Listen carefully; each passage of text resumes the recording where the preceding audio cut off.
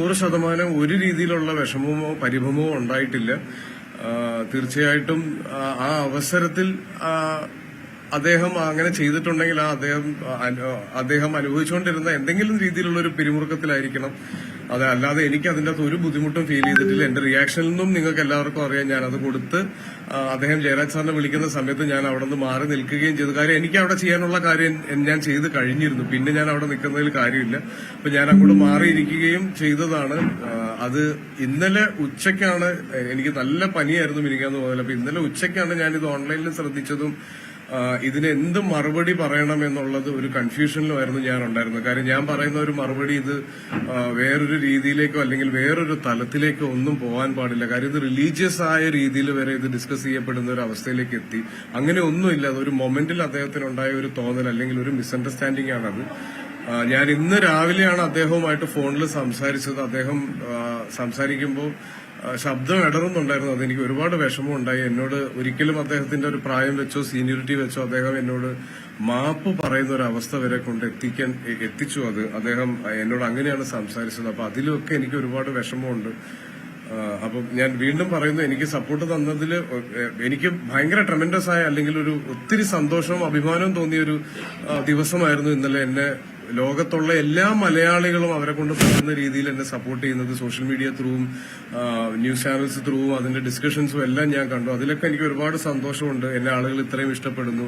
കലയോളം തന്നെ കലാകാരനെ സ്നേഹിക്കുന്നവരാണ് മലയാളികളെന്ന് നമ്മൾ ഇന്നലെ തെളിയിച്ചു. പക്ഷെ അതിനൊപ്പം അദ്ദേഹത്തിന് എഗെയിൻസ്റ്റ് ഒരു ഹെയ്റ്റ് ക്യാമ്പയിൻ ഉണ്ടാവുന്നതിനോട് എനിക്ക് ഒരു താല്പര്യമില്ല. അദ്ദേഹം മനഃപൂർവ്വം ചെയ്തതല്ല. അദ്ദേഹം അങ്ങനെ മനഃപൂർവ്വം ചെയ്യുന്ന ഒരാളല്ല. ഒരു മനുഷ്യനും അങ്ങനെ ഒരു കലാകാരനും അങ്ങനെ ചെയ്യുമെന്ന് ഞാൻ വിശ്വസിക്കുന്നില്ല. അപ്പൊ ഇതിൽ വേറൊരു ഡിസ്കഷനിലേക്ക് ഇതിനെ കൊണ്ടുപോകരുത്. ഇത് കഴിഞ്ഞതായിട്ട് ഞാൻ ആഗ്രഹിക്കുന്നു.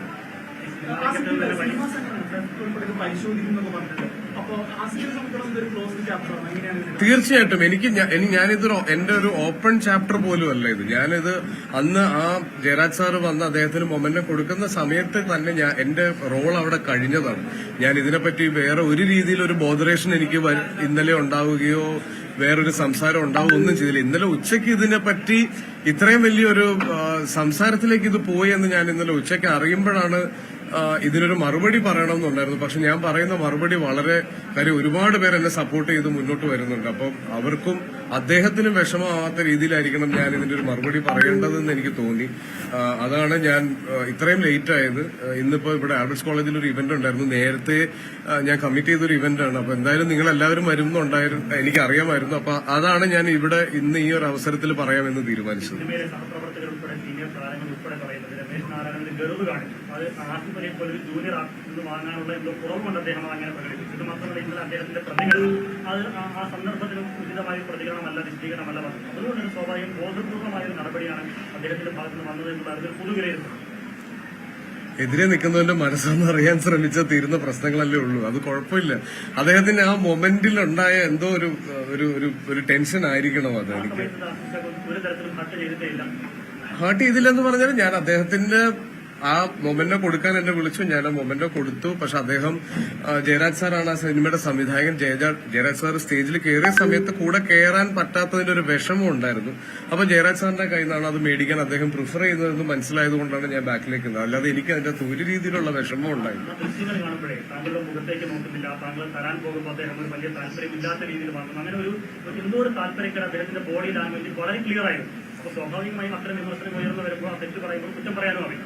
അപ്പൊ നിങ്ങൾ തമ്മിൽ നേരത്തെ ഏതെങ്കിലും തരത്തിലുള്ള പ്രശ്നമോ അങ്ങനെ ഒരിക്കലുമില്ല. ഞാൻ അത് അറിയാലോ, എം ടി സാറിന്റെ പിറന്നാൾ ആഘോഷവും ഞങ്ങളുടെ എം ടി സാറിന്റെ സിനിമയുടെ ലോഞ്ചും എല്ലാം ആയിരുന്നു. അപ്പൊ അത്രയും വലിയൊരു സദസ്സിൽ അത്രയും വലിയ ആളുകളുടെ ഇടയിൽ ഇരിക്കുന്നതിന്റെ എല്ലാ ത്രില്ലിലുമാണ് ഞാൻ ഉണ്ടായിരുന്നത്. അപ്പം അദ്ദേഹത്തിനോട് എനിക്ക് അങ്ങനെ ഇതിനു മുന്നേ ഒരു രീതിയിലുള്ള പ്രശ്നം ഉണ്ടായിട്ടില്ല. ഞങ്ങൾ തമ്മിലൊരു ക്ലോസ് ഇന്ററാക്ഷൻ വരെ ഇതിനു മുന്നേ ഉണ്ടായിട്ടില്ല. മനസ്സിലൊരു വേദന തട്ടിയിട്ടില്ലെങ്കിൽ അങ്ങ് എന്തുകൊണ്ടാണ് ഈ സപ്പോർട്ടേഴ്സ് നന്ദി പറയുന്നത്? സപ്പോർട്ടർ ആവശ്യമില്ലല്ലോ. അപ്പൊ അങ്ങനെ നന്ദി പറയേണ്ട ആവശ്യമില്ല. ഒരു കലാകാരന് എല്ലാ സമയത്തും സപ്പോർട്ടേഴ്സിന് ആവശ്യമുണ്ട്. നമ്മൾ ആളുകൾ ഈ കാര്യത്തിലല്ല. എനിക്കൊരു പ്രശ്നം വന്നപ്പോൾ അല്ലെങ്കിൽ എനിക്ക് അഗെയിൻസ്റ്റ് ഒരാൾ സംസാരിച്ചു എന്ന് അവർക്ക് തോന്നിയപ്പോൾ അവരെന്റെ കൂടെ നിന്നു എന്ന് തിരിച്ചറിഞ്ഞതിലാണ് ഞാൻ ആ നന്ദി പറഞ്ഞത്. അല്ലാതെ ഒരിക്കലും ഞാൻ അദ്ദേഹത്തിന് അഗെയിൻസ്റ്റ് നിന്നതിന്റെ പേരിലോ അല്ലെങ്കിൽ അങ്ങനെയൊന്നുമല്ല. ഇത്ര ആളുകൾക്ക് എന്നെ ഇഷ്ടപ്പെടുന്നുണ്ട് അല്ലെങ്കിൽ ഇത്ര ആളുകൾ എന്നെ അറിയുന്നുണ്ടെന്ന് പറയുന്നതിലാണ് എനിക്ക് ഏറ്റവും സന്തോഷം. അതിനാണ് ഞാൻ നന്ദി പറഞ്ഞത്. ആദ്യം ഈ രമേശ് നാരായണന്റെ വേദിയിലേക്ക് വിളിക്കാൻ വിളിച്ചില്ല, അതിനുശേഷം പേര് മാറ്റി സംഘാടകർക്ക് എന്തെങ്കിലും ജാഗ്രത കുറവ് വീഴ്ച സംഭവിച്ചില്ല. അത് ഹ്യൂമൻ ആണ്. നമ്മളൊരു ലൈവ് ഇവന്റ് ചെയ്യുന്ന സമയത്ത് സംഭവിക്കാൻ സാധ്യതയുള്ള തെറ്റുകൾ മാത്രമേ അവിടെ സംഭവിച്ചിട്ടുള്ളൂ. അത് അത്രയും 9 സിനിമകളോളം അവിടെയുണ്ട്. ആ 9 സിനിമകളിലെ ആളുകളെ വിളിക്കുന്നതിന്റെ ഇടയിൽ എവിടെയോ ഒരു പിഴവ് പറ്റുന്നതാണ്. നമ്മളെല്ലാവരും ലൈവ് ഇവന്റ്സ് ചെയ്യുന്നതും പാർട്ടിസിപ്പേറ്റ് ചെയ്യുന്ന ആൾക്കാരുമാണ്. നമുക്കറിയാം ഇത് സ്വാഭാവികമായിട്ട് സംഭവിക്കാറുള്ളതാണ്. ചിലതിന് ശ്രദ്ധ കിട്ടാറുണ്ട്, ചില കാര്യങ്ങൾക്ക് ശ്രദ്ധ കിട്ടാറില്ല. അപ്പൊ ഇന്നലെ അതിനൊരു കൂടുതൽ ശ്രദ്ധ കിട്ടിയെന്ന് മാത്രമാണ് എനിക്ക് തോന്നുന്നത്. അതാണ് ഞാൻ നേരത്തെ പറഞ്ഞത്. ആ ഒരു ഹെയ്റ്റ് ക്യാമ്പയിൻ ഇതോടുകൂടി അവസാനിക്കണം. അത് ഒരിക്കലും അദ്ദേഹത്തിനെ പോലെ ഒരാൾ മനഃപൂർവ്വം അങ്ങനെ ചെയ്യുമെന്ന് ഞാൻ വിശ്വസിക്കുന്നില്ല. സത്യമായിട്ടും എനിക്ക് അങ്ങനെ ഒരു പ്രവർത്തനം എനിക്ക് അവിടെ ഒരു പ്രവൃത്തി അങ്ങനെ ഫീൽ ചെയ്യുകയോ അതിൽ നിന്നൊരു വിഷമം ഉണ്ടാവുകയോ ചെയ്തിട്ടില്ല. അദ്ദേഹം എന്നെ ഇന്നലെ, കാര്യം ഞാൻ ഇതിനൊരു മറുപടി പറയാൻ ഒരുപാട് ഓൾമോസ്റ്റ് എല്ലാ ന്യൂസ് ചാനൽസിനും എന്നെ വിളിക്കുന്നുണ്ടായിരുന്നു. അപ്പൊ എനിക്ക് എങ്ങനെ റിയാക്ട് ചെയ്യണം എന്ന കാര്യം എനിക്കിത് ഫീൽ ചെയ്തത് എനിക്ക് റിയാക്ട് ചെയ്യാൻ പറ്റുള്ളൂ. കാര്യം ഇതെനിക്ക് മനസ്സിലാവാൻ ഒരു ദിവസം എടുത്തു. അപ്പൊ ഞാൻ എന്റെ ഫോൺ ഇന്നലെ ഓഫ് ചെയ്ത് വെച്ചേക്കുമായിരുന്നു. ഞാൻ ഇന്നലെ രാത്രി അത് ഓണാക്കുമ്പോഴാണ് അദ്ദേഹത്തിന്റെ മെസ്സേജ്, മോനെ പ്ലീസ് കോൾ ബാക്ക് എന്ന് പറഞ്ഞൊരു മെസ്സേജ് ഞാൻ കാണുന്നത്. ഞാൻ ഇന്ന് രാവിലെ അദ്ദേഹത്തിനെ വിളിക്കുമ്പോൾ ഒരു കോൾ എക്സ്പെക്ട് ചെയ്ത് നിൽക്കുന്ന പോലെയാണ് അദ്ദേഹം ഫോൺ എടുത്തത്. അപ്പൊ എന്നോട് ചോദിച്ചു എനിക്ക് നിന്നെ ഒന്ന് കാണണം എന്ന് പറഞ്ഞു. അപ്പൊ അദ്ദേഹം തിരുവനന്തപുരത്താണുള്ളത്, ഞാൻ കൊച്ചിയിലാണ്. എന്റെ സിനിമയുടെ പ്രൊമോഷൻസ് നടക്കുന്നുണ്ട്. കഴിഞ്ഞ 2 ദിവസമായിട്ട് എന്റെ ശബ്ദം കേട്ടാൽ അറിയാം എനിക്ക് പനിയായിരുന്നു. അപ്പോൾ ഞാൻ സാറിനോട് സാർ എനിക്ക് ട്രിവാൻഡ്രം വരാനുള്ള ഒരു അവസരം ഇപ്പൊ ഇല്ല. അപ്പൊ അദ്ദേഹവും കൊച്ചിയിലേക്ക് എത്താൻ പറ്റില്ല. പക്ഷെ ആ ഫോണിൽ കൂടെ അദ്ദേഹം സംസാരിച്ചതിൽ നിന്ന് എനിക്ക് മനസ്സിലായി അദ്ദേഹം ഒരുപാട് വിഷമത്തിലാണുള്ളത്. പല സമയത്തും സംസാരിക്കുമ്പോൾ അദ്ദേഹത്തിന്റെ ശബ്ദം ഇടറുന്നുണ്ടായിരുന്നു. അത്രയും സീനിയർ ആയിട്ടുള്ള അത്രയും പ്രായമുള്ള ഒരാൾ ഞാൻ കാരണം വിഷമിക്കാൻ പാടില്ല.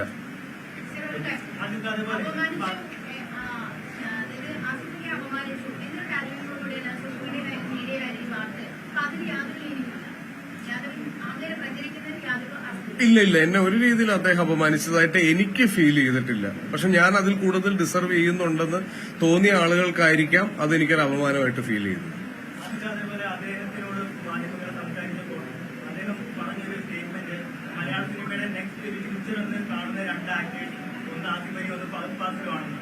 മലയാളത്തിലെ സോക്കോൾഡ് യങ് സൂപ്പർ സ്റ്റാർസിന്റെ പേര് പറയാതെയാണ് നിങ്ങളുടെ രണ്ടുപേരുടെയും പേര് അദ്ദേഹം പറഞ്ഞത്. ആ ഒരു സ്റ്റേറ്റ്മെന്റിനോട് എന്ത് മറുപടി? അത് അദ്ദേഹത്തിനോട് തന്നെ ചോദിക്കണം. Thank you. അപ്പൊ എനിക്കിത് പറയണമെന്നുണ്ടായിരുന്നു. ഞാൻ വീണ്ടും ആവർത്തിക്കുന്നു, അദ്ദേഹത്തിനെതിരെ ഒരു ഹെയ്റ്റ് ക്യാമ്പയിൻ നടക്കുന്നുണ്ടെങ്കിൽ അത് ഇതോടെ അവസാനിക്കണം. കാര്യം ഓൺലൈൻ അല്ലെങ്കിൽ മീഡിയ അല്ലെങ്കിൽ നമ്മള് ഒരു അറ്റാക്ക് ചെയ്യപ്പെടുന്ന ഒരു അവസ്ഥ വരുമ്പോൾ എന്താണ് മനസ്സിലുണ്ടാകുന്ന വിഷമമെന്നും അദ്ദേഹത്തിന് ഇഷ്ടപ്പെടുന്നവരും അദ്ദേഹത്തിന്റെ ചുറ്റുമുള്ളവർക്കും ഉണ്ടാകുന്ന ബുദ്ധിമുട്ടും എന്താണെന്ന് നമുക്ക് എല്ലാവർക്കും അറിയാം.